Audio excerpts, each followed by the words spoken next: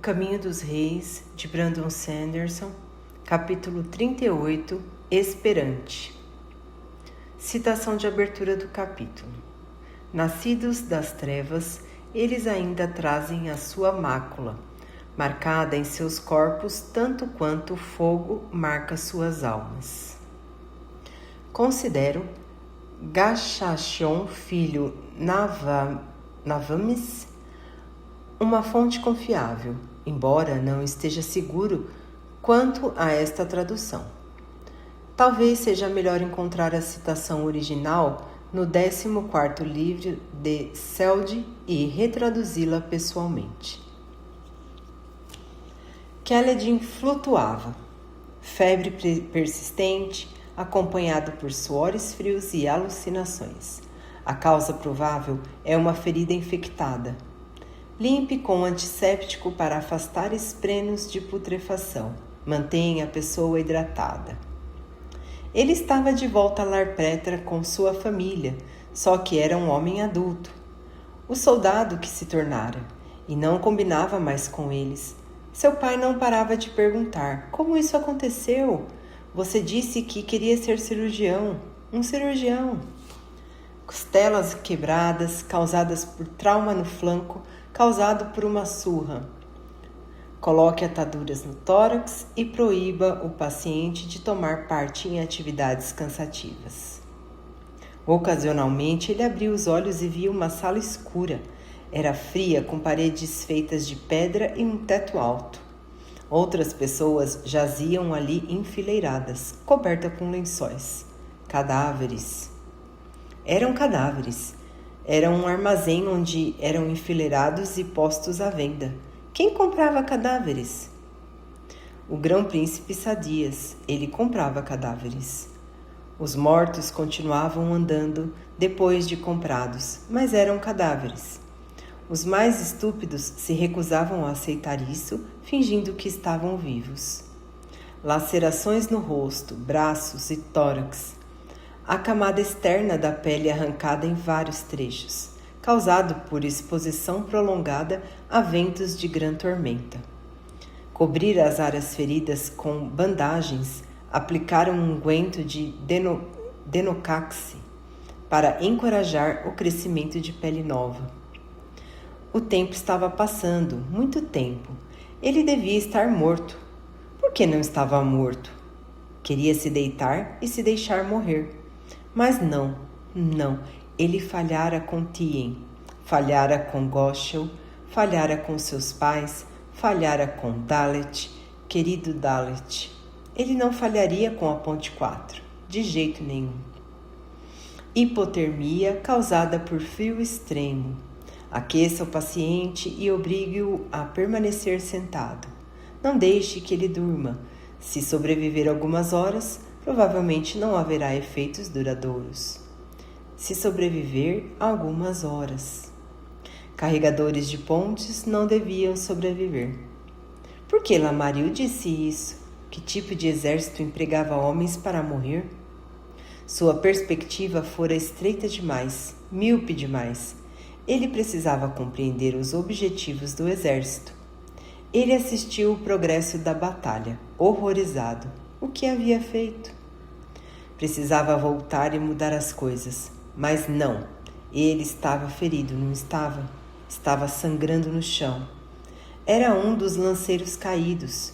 Era um carregador de ponte da Ponte 2, traído pelos idiotas da Ponte 4, que desviavam todos os arqueiros. Como ousaram? Como ousaram sobreviver me matando? Estiramento nos tendões, músculos rompidos, ossos machucados e quebrados, e dores intensas causadas por condições extremas. Descanso obrigatório no leito a todo custo. Verifique machucados grandes e persistentes, ou palidez causada por hemorragia interna. Isso pode indicar risco de vida. Esteja preparado para uma cirurgia. Ele viu o espreno de morte. Eles eram do tamanho de um punho e escuros, com muitas pernas e olhos de um vermelho intenso e brilhante, que deixavam trilhas de luz. Eles se aglomeravam ao seu redor, rastejando de um lado para outro. Suas vozes eram sussurros, semelhante ao som de papel sendo rasgado. Eles o apavoravam, mas não podia escapar, mal podia se mover. Só os moribundos podiam ver os esprenos de morte. Você os via e morria em seguida. Só uns poucos, ou os muito sortudos, sobreviviam depois disso. Os esprenos de morte sabiam quando o fim estava próximo. Dedos das mãos e pés com bolhas, causados pelo frio. Não deixe de aplicar antisséptico nas bolhas que se romperem. Encoraje o poder de cura natural do corpo. Danos permanentes são improváveis. Diante dos esprenos de morte havia uma minúscula figura de luz. Não translúcida como costumava ser, mas feita de pura luz branca. Aquele rosto suave e feminino agora tinha feições mais nobres e angulosas, como uma guerreira de um tempo esquecido. Não havia nada de infantil nela. Estava de guarda sobre o peito de Kaledin, portando uma espada feita de luz. Aquele brilho era tão puro, tão doce, parecia ser o fulgor da própria vida. Sempre que um dos esprenos de morte se aproximava demais, ela avançava contra ele, brandindo sua lâmina irradiante. A luz os afastava, mas havia muitos esprenos de morte, mais e mais a cada vez que Kaledin estava lúcido bastante para olhar. Delírios graves causados por trauma na cabeça, manter o paciente sob observação, não permitir ingestão de álcool, repouso obrigatório, administrar pau de braça para reduzir o inchaço cranial. Musgo de fogo pode ser usado em casos extremos, mas cuidado para evitar que o paciente desenvolva um vício. Se a medicação fracassar, a trepanação do crânio pode ser necessária para aliviar a pressão, geralmente fatal. Teft entrou no barracão ao meio-dia. Adentrar o interior escuro era como adentrar uma caverna. Ele olhou para a esquerda, onde os outros feridos geralmente dormiam. Estavam todos fora naquele momento, pegando um pouco de sol. Todos os cinco passavam bem, até mesmo Leiten. Teft passou pelas fileiras de cobertores enrolados nas laterais do cômodo, caminhando até os fundos onde Kaledin estava deitado. Pobre homem, pensou Teft. O que é pior, estar moribundo ou ter que permanecer aqui atrás longe da luz? Era necessário, a Ponte 4 estava caminhando em uma corda bamba. Eles tiveram a permissão de retirar Kaledin e até agora ninguém tentara impedi-los de cuidar dele. Praticamente o exército inteiro ouvira Sadias entregar Kaledin ao pai das tempestades para julgamento. Gaz também fora ver Kaledin, depois bufara achando graça. Ele provavelmente diria aos superiores que Kaledin estava prestes a morrer. Homens não viviam muito com feridas como aquelas. Ainda assim, Kaledin persistia. Soldados faziam questão de tentar dar uma olhada nele. Sua sobrevivência era incrível. As pessoas estavam comentando pelo acampamento. Entregue ao pai das tempestades para julgamento. E então poupado. Um milagre! Sadias não ia gostar disso. Quanto tempo levaria até que uns olhos claros decidisse livrar seu lume nobre do problema? Sadias não podia agir abertamente, não sem perder muito de sua credibilidade. Mas um discreto envenenamento ou sufocamento abreviaria seu embaraço. Então a Ponte 4 mantinha Kaledin o mais longe possível de olhos alheios, e sempre deixavam alguém com ele, sempre. Homem tormentoso, Teft pensou ajoelhando-se ao lado do paciente, febril, nas suas cobertas amassadas. Olhos fechados, rosto suado, corpo envolto em um número assustador de ataduras. A maioria estava manchada de vermelho. Eles não tinham dinheiro para trocá-las com frequência. Scar estava de vigia no momento. O homem baixo e de rosto vigoroso estava sentado aos pés de Kaledin.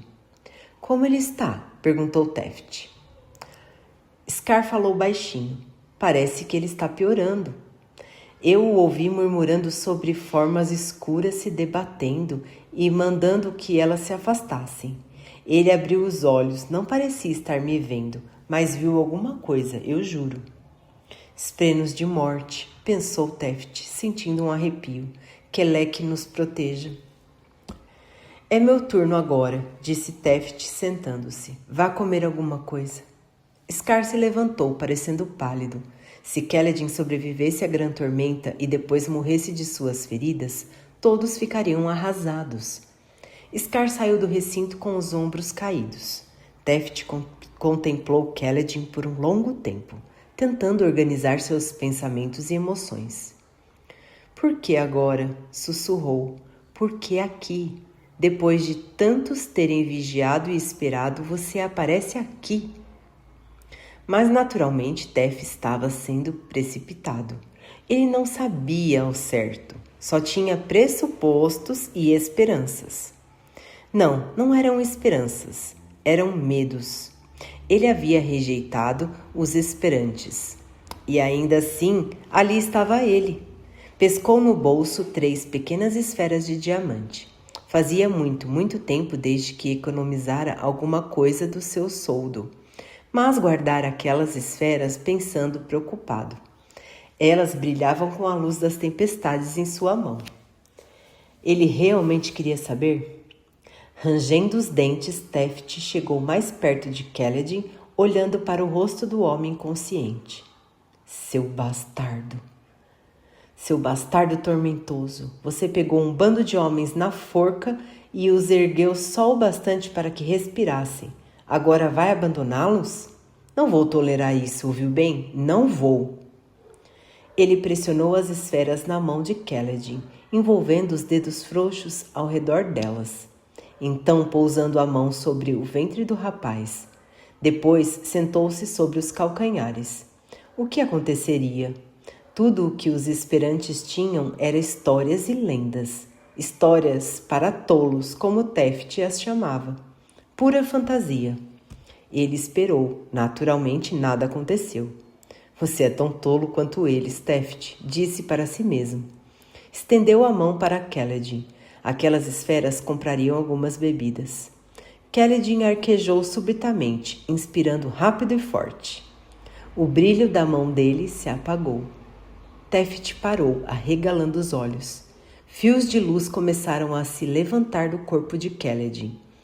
Era muito tênue, mas não havia dúvida de que ele estava emanando luz das tempestades, branca e brilhante.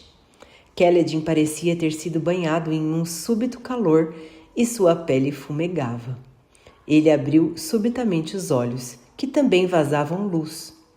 Kaladin arquejou alto outra vez, e então os fios de luz começaram a se contorcer ao redor das feridas expostas em seu peito.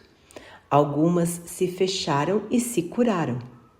Então acabou, a luz daquelas pequenas peças gastas. Os olhos de Kaladin se fecharam e ele relaxou.